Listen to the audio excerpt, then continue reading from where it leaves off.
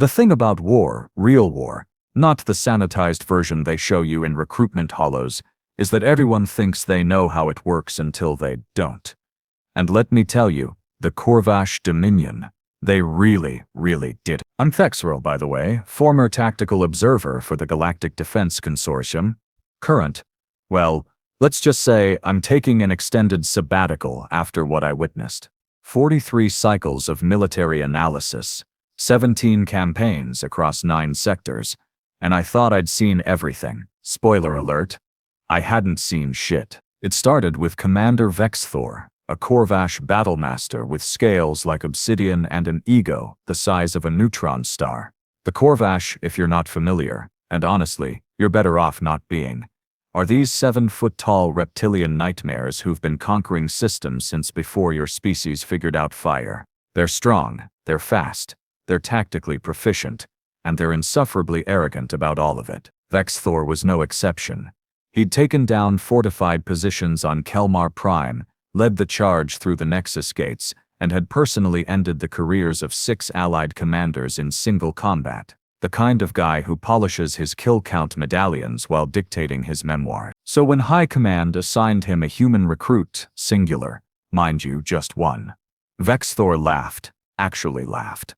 That clicking, hissing sound the Korvash make when they're genuinely amused. The human's name was Lucia Chen-Okafor, 24 standard years old, fresh out of Earth's accelerated military program, and by all accounts completely unremarkable. Average test scores, average physical metrics, no distinguishing features except maybe her eyes, this odd hazel color that seemed to shift between green and gold depending on the light. Vex'thor took one look at her, all 5'6" and 130 pounds of her, and assigned her to cargo detail. The soft flesh can move supplies, he announced to his command staff, not even bothering to address Lucia directly. Perhaps she'll learn what real soldiers look like while she's serving them. Now, here's where it gets interesting. And by interesting I mean historically catastrophic for the Korvash. See, what Vex'thor didn't know, what none of us knew at the time, was that humans have this absolutely delightful tendency to surprise you when you underestimate them. It's not magic, it's not genetic modification, it's just them. Pattern recognition, adaptability, that weird little spark of creative chaos they carry around like pocket lint. Lucia spent 3 weeks moving supplies, 3 weeks watching, listening, learning the layout of the base, the patrol routes, the shift changes, the weaknesses in their defensive perimeter that every single one of us supposedly experienced military professionals had missed. She smiled politely, said, "Yes, Commander," in her soft voice, and filed away information like a living, tactical database. Then, the Qresh hit us. The Qresh are raiders, scavengers really. 6-armed insectoids with chitin armor and plasma cutters, who specialize in fast strikes against supply depots. Nasty pieces of work, but predictable. They always hit at night, always from the eastern approach where the sensor grid was weakest. Always in groups of 20 to 30. Standard operating procedure was to let them get close, hit them with the automated defense turrets, and mop up whatever survived with a quick response team. Except on this particular night, the turrets didn't fire. I was in the observation tower when it happened, monitoring communications. And I'll never forget the sound of Vex'thor's voice when he realized the entire eastern defense grid was offline. Pure, undiluted panic wrapped in a thin veneer of barked orders. The Qresh were 30 seconds out, maybe less. And we had nothing between them and the main supply depot except 300 yards of open ground and whatever response team Vex'thor could scramble. That's when Lucia's voice came over the general channel, calm as morning coffee. "Commander, requesting permission to engage," Vex'thor actually sputtered. "You? Soft flesh, return to your quarters and, with respect, sir, I know where they're going to breach. I can buy you 4 minutes." 4 minutes. The response team needed 6 to get into position. Vex'thor had maybe 2 seconds to make a call, and to his credit, his only credit in this whole mess, he made it. Do what you can, recruit. But if you get yourself killed, I'm not explaining it to your homeworld. Lucia killed the comms and moved. I switched camera feeds, trying to track her, and what I saw. Look, I've analyzed thousands of combat scenarios. I've watched elite forces from a dozen species execute textbook maneuvers with mechanical precision. What Lucia did wasn't textbook. It was improvisation elevated to an art form. She'd spent those 3 weeks moving supplies, right? Turns out she'd also been moving other things, relocating fuel cells, repositioning maintenance equipment, creating what basically amounted to a 3-dimensional obstacle course in the eastern approach vector. The Qresh hit the perimeter at full speed, expecting clear ground, and instead found themselves tangled in a nightmare of tripwires, explosive barrels, and strategically placed debris that funneled them into a kill zone about 15 feet wide. And there was Lucia standing in the middle of it with a heavy plasma rifle she absolutely should not have been able to lift, let alone aim accurately. The first Qresh went down before they even realized they were being fired on. The second and third followed in rapid succession. Clean headshots, perfect timing, no wasted movement. The rest tried to scatter, but Lucia had predicted that too. She'd positioned reflective panels that created blind spots in their compound eyes, forcing them into predictable paths. It was like watching someone play a game they'd memorized every level of, except the game was actual combat, and the stakes were actual lives. 3 minutes, 40 seconds. That's how long she held them. When Vex'thor's response team finally arrived, they found Lucia standing in a field of dead Qresh, her rifle empty, her breathing steady, and that odd hazel gaze scanning for additional threats like she did this every Tuesday. Vex'thor approached slowly, his scales rippling with colors I'd never seen before, confusion maybe, or something close to respect. "How did you—" "I watched," Lucia said simply. "You move supplies the same route every day, same time, same pattern. Makes you predictable. Makes everyone predictable.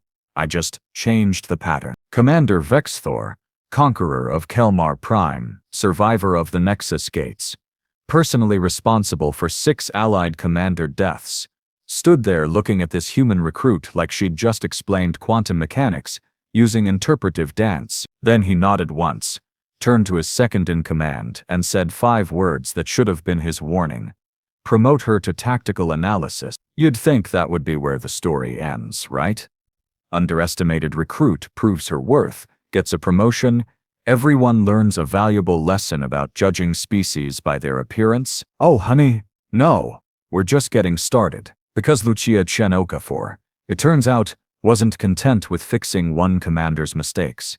She had opinions about how the entire Korvash battle doctrine was fundamentally flawed, and she wasn't shy about sharing them. Within 2 weeks, she'd submitted 17 tactical recommendations, each one politely worded but absolutely devastating in its implications. She suggested, mind you, with full supporting data, that the Korvash tendency to prefer frontal assaults was tactically obsolete, that their command structure was too rigid for modern warfare, and that their reliance on individual combat prowess over coordinated team tactics was getting soldiers killed unnecessarily. Vex'thor, to his credit, implemented 3 of her recommendations. The results were uncomfortable for him. Casualty rates dropped by 38%. Mission efficiency increased by 42%. Other commanders started noticing, started asking questions, started wondering why this one garrison suddenly had the best combat statistics in the sector. That's when Commander Zha'rik got involved. Zha'rik was Vex'thor's superior, a grizzled veteran with more scars than scales, and a reputation for brutality that made other Korvash nervous. He'd heard about the human recruit, heard about the improved statistics, and decided to see this curiosity for himself. He arrived without warning, strode into the tactical center while Lucia was briefing the senior staff, and waited exactly 30 seconds before interrupting. "You," he pointed one clawed finger at Lucia. "The soft flesh with opinions. I hear you think you can teach Korvash how to fight." Lucia met his gaze without flinching, which, let me tell you, takes stones when you're facing down a Korvash commander who looks like he eats tungsten for breakfast. "No, sir," she said evenly. "I think I can teach anyone willing to learn how to fight smarter." Zha'rik's eyes narrowed. "Prove it." "Tomorrow dawn. You and I, tactical simulation. When I win, you return to cargo detail and never speak of strategy again. And when I win, the room went silent. You could have heard a photon drop. Zha'rik leaned down until his snout was inches from Lucia's face, his breath hot enough to make her hair flutter. Soft flesh, I have commanded armies for 20 cycles. I have broken siege lines, conquered fortress worlds, and personally led charges that lesser species write songs about. You will not win. Lucia smiled. Not a big smile, just this tiny quirk of her lips, and said, I'll see you at dawn, Commander. The simulation chamber was packed by dawn. Word had spread through the garrison like plasma fire through hydrogen, and everyone wanted to see the human get crushed. I secured a prime observation spot, professional interest, you understand, and settled in to watch what I assumed would be a 5-minute massacre, followed by 3 months of Zha'rik bragging about it. The parameters were simple. Full tactical simulation. 2 matched forces of virtual soldiers, randomly generated terrain. First to achieve complete objective dominance wins. Standard stuff. The kind of exercise commanders run to keep their tactical instincts sharp. Zha'rik had won 417 consecutive simulations. His record was literally used in training academies as an example of tactical perfection. Lucia had run exactly 0 simulations. She'd never even been in the chamber before. The terrain-generated urban environment, plenty of vertical elements, limited sightlines, and Zha'rik immediately began deploying his forces with the kind of practiced efficiency that comes from doing something 1,000 times. Standard Korvash doctrine. Heavy units to the front, establish a firing line, advance under covering fire, overwhelm the enemy with superior firepower and aggression. Textbook. Boring, honestly, but effective. Lucia did something else entirely. Her forces scattered the moment the simulation started. No formation, no apparent coordination, just chaos.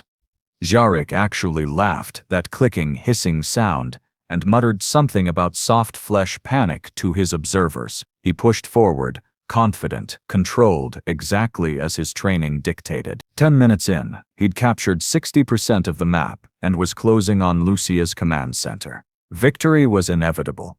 Basic mathematics said so. Except, Lucia's scattered forces weren't scattered at all. They were positioned, small groups in elevated positions, in alleyways, in buildings that seemed irrelevant until suddenly they weren't. Zha'rik's advance slowed as harassment fire started picking off his units. Nothing decisive, just constant pressure from unexpected angles. 20 minutes in, Zha'rik started looking frustrated. His forces were bogged down in street-to-street fighting. His supply lines were stretched, and every time he tried to consolidate his position, another harassment team would pop up somewhere new. Lucia's command center remained untouched because she'd done something brilliant and completely insane. She'd abandoned it. Her actual command position was hidden in a random building 3 blocks away, controlling her forces through relay points that Zha'rik kept destroying without realizing they were decoys. 30 minutes in, Zha'rik made his first mistake. He committed his reserves to a final push, concentrating his entire force for one overwhelming assault on what he thought was Lucia's position. Classic Korvash thinking. When in doubt, hit harder. That's when Lucia sprang her trap. Every one of those scattered harassment teams suddenly became assault teams, hitting Zha'rik's exposed supply lines, his command structure, his artillery positions, everything he'd left vulnerable in his rush to close the kill. His forces found themselves surrounded, outnumbered in every individual engagement, despite having superior numbers overall, because Lucia had divided his attention into a dozen separate fights he couldn't possibly coordinate effectively. 42 minutes. That's how long it took Lucia to achieve complete tactical dominance. Zha'rik sat in his command chair, staring at the simulation results like they were written in a language he didn't understand. His perfect record, broken. By a human who'd never run a simulation before. The observation room was dead silent. I mean, funeral parlor, vacuum of space. No one breathe or you'll miss something. Silent. Lucia stepped out of her simulation pod, walked over to Zha'rik, and extended her hand, a human gesture he probably didn't understand. Good match, Commander. You're strong, disciplined, committed, but you're predictable. Your doctrine doesn't account for asymmetric warfare, for opponents who won't fight fair because fair means losing. Zha'rik stared at her hand, then at her face, then back at the simulation results. When he finally spoke, his voice was quiet, dangerously quiet, in a way that made every Korvash in the room tense up. You embarrassed me. In front of my warriors. No, sir, Lucia said, not backing down an inch. I showed them a different way to tip out combat. Whether they learn from it or reject it, that's their choice. But the enemy doesn't care about your pride, Commander.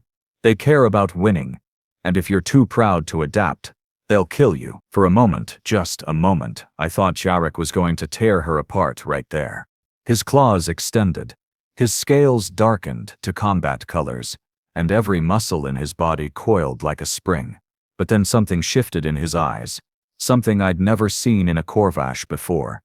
Doubt, not about his abilities, but about his certainty that his way was the only way. He retracted his claws slowly. You will teach tactical adaptation to my command staff. You will show them these unconventional methods, and if even one of them fails because of your soft flesh thinking, I will personally. They won't fail, sir.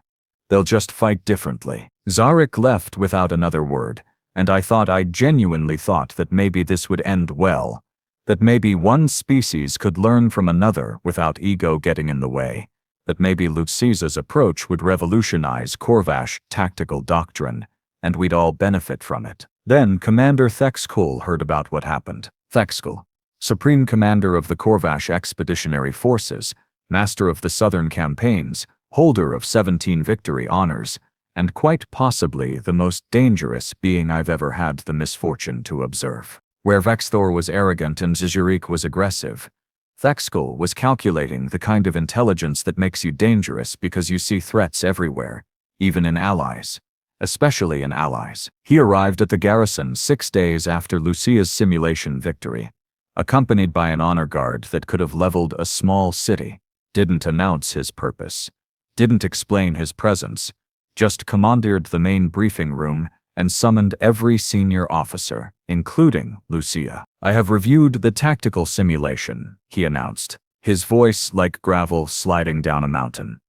I have analyzed the humans' methods, and I have a question. He turned those cold, reptilian eyes directly on Lucia. Why are you here? Lucia blinked. Sir, I was assigned. No. Why are you here, on this base, in this garrison, teaching Korvash how to fight? What is your purpose? What does Earth gain from sharing its tactical innovations with us? The room temperature dropped about 10 degrees. Everyone suddenly understood where this was going. Thex'kul wasn't interested in learning from Lucia. He was looking for conspiracy, for sabotage, for some hidden human agenda. Because in his worldview, no one helped anyone without expecting something in return, and certainly no lesser species would dare to teach a superior one unless it was part of some elaborate scheme. Lucia, bless her stubborn human heart, didn't even flinch. Earth gains nothing, Commander. I gain the satisfaction of doing my job well. Your warriors gain improved survival rates. Seems like a fair trade to me. You think us fools? You think we cannot see through this? This infiltration? You embed yourself, you spread your soft flesh philosophy. You weaken our doctrine with your cowardly tactics.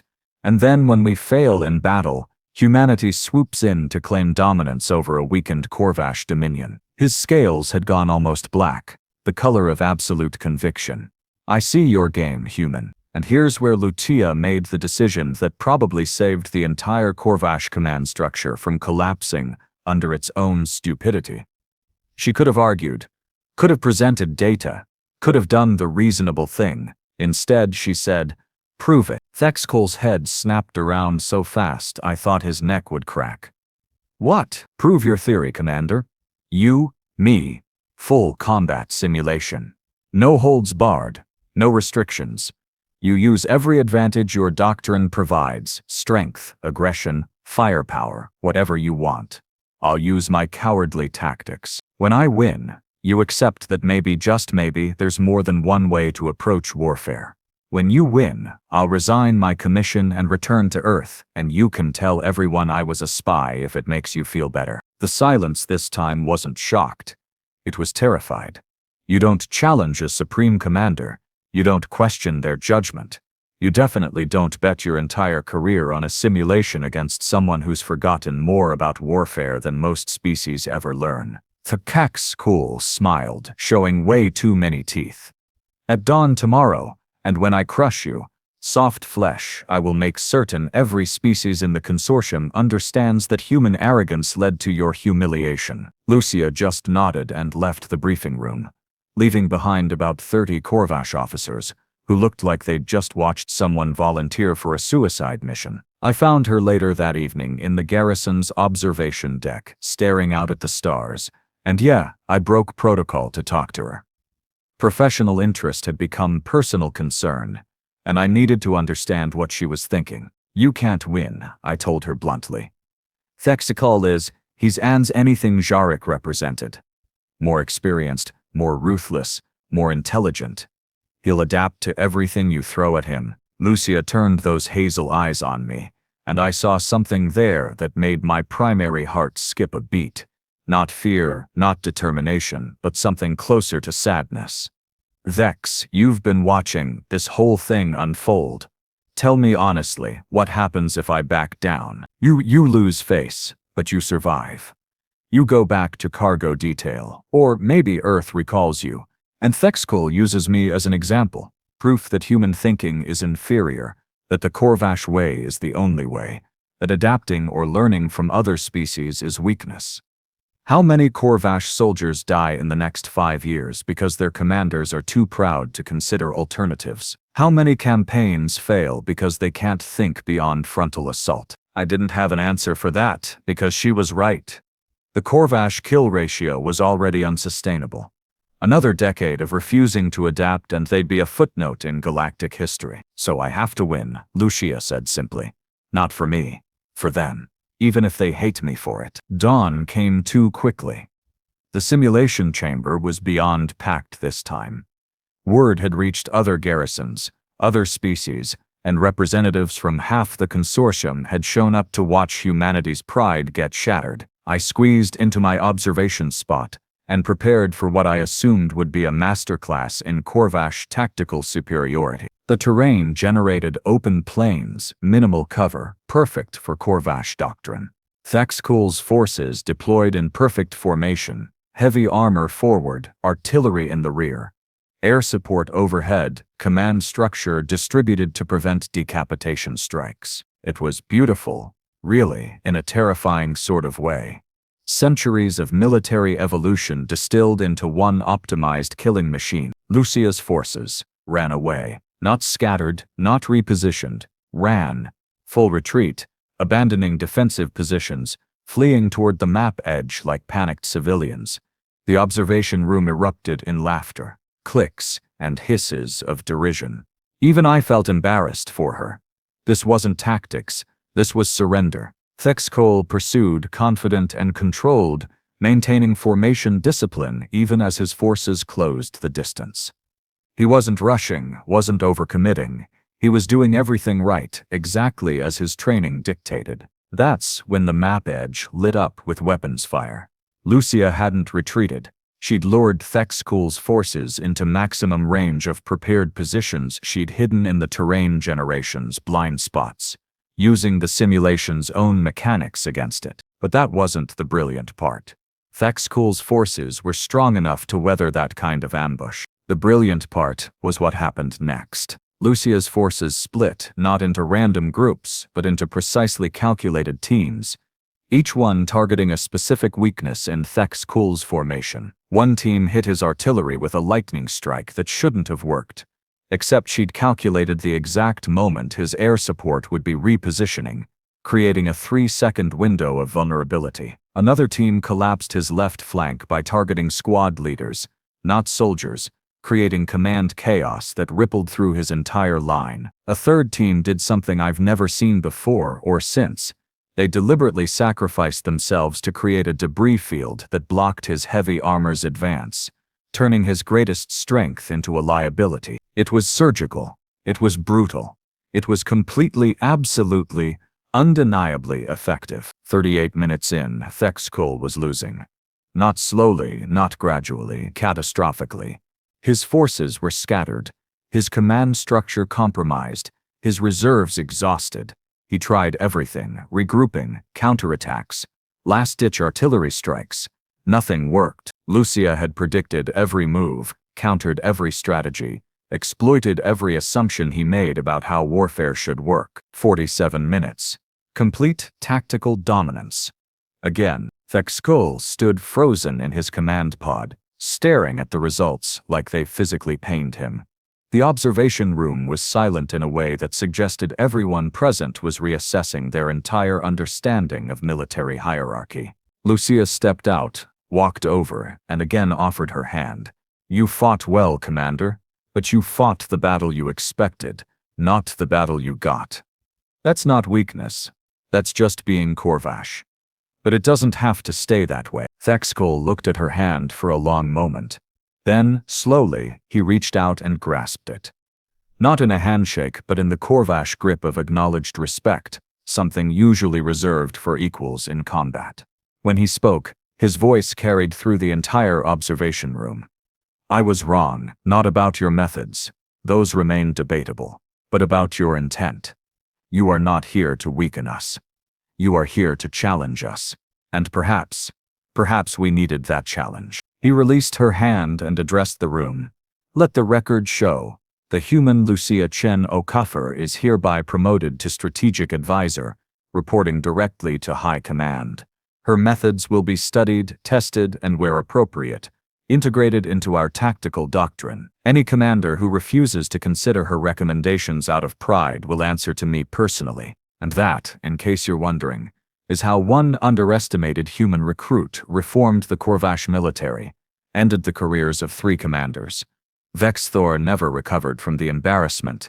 Zha'rik requested reassignment to a frontier post, and Thex'kul eventually retired early, citing philosophical differences with modern warfare, and fundamentally changed how an entire species approaches combat. I see Lucia occasionally these days, usually in strategy sessions where she's explaining some new tactical innovation that seems obvious in hindsight but revolutionary in practice. She still has those hazel eyes that shift between green and gold, still speaks in that calm, measured tone, still treats everyone with the same respectful pragmatism. The Korvash call her Scalebreaker now, a title of respect that literally translates to one who shatters old paradigms. She just calls herself Lucia and keeps doing the work. As for me, I'm still taking that extended sabbatical, still processing everything I witnessed, still trying to explain to my superiors how one human recruit accomplished what centuries of military pressure couldn't, making the Korvash question themselves. The thing about war, real war, is that sometimes the greatest victories come not from defeating your enemies, but from teaching your allies they don't have to fight the same way forever. And if that lesson costs a few commanders their pride, well, in Lucia's words, the enemy doesn't care about your pride. They care about winning. Better to lose your ego than your life. I think the Korvash are finally starting to understand that. Took them 3 commanders to figure it out. But hey, better late than never, right?